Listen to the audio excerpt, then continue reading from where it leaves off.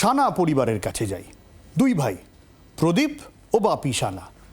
দুটো পাকা বাড়ি, আরও একটা বাড়ি তৈরি হচ্ছে সামনে আম গাছের ঠিক তলায়। আর আবাসের টাকায় সেই তারাই বানিয়ে ফেলেছেন কি জানেন? দোকান, শাটার লাগানো দোকান। আগে হ্যাঁ, আবাস যোজনার বাড়ির টাকায় দোকান।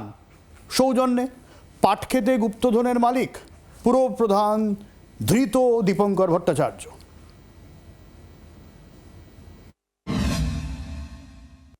প্রধানমন্ত্রী আবাস যোজনা নাম থেকেই স্পষ্ট যে এই যোজনা অনুযায়ী বাড়ি তৈরি হয়, গরিব মানুষদের জন্য বাড়ি তৈরি হয়। কিন্তু আবাস যোজনার টাকা দিয়ে কি দোকান বানানো যায়? বানানো যায়, যদি দীপঙ্কর ভট্টাচার্য, যিনি বাদুড়িয়া পুরসভার চেয়ারম্যান, যিনি এই মুহূর্তে গ্রেপ্তার, তাকে টাকা দেওয়া যায়। পাটক্ষেতে গুপ্তধনের মালিক বাদুড়িয়ার পুরপ্রধান দীপঙ্কর ভট্টাচার্য ঘুষের কাঙাল। টাকা দিলেই হবে, সরকারি টাকায় বাড়ি আপনার। 12 নম্বর ওয়ার্ড প্রদীপ সানা ও বাপি সানার একাধিক বাড়ি। তারাই আবাস যোজনার টাকায় তৈরি করে ফেলেছেন একখানা দোকান। যিনি দোকানের মালিক, তাদের বাড়ি। দরজাতেই লেখা আছে এটা মিউনিসিপ্যালিটির যে টাকা দিয়ে সেটা বানানো হয়েছে।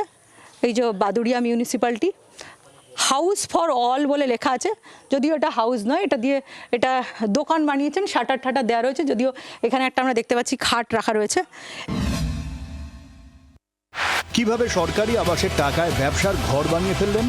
প্রাপকের ভাইয়ের মন্তব্য, সব দাদা জানে। দাদা দিয়েছিল তো, ওটা আমি জানি।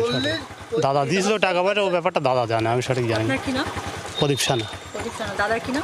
বাবলু সানা।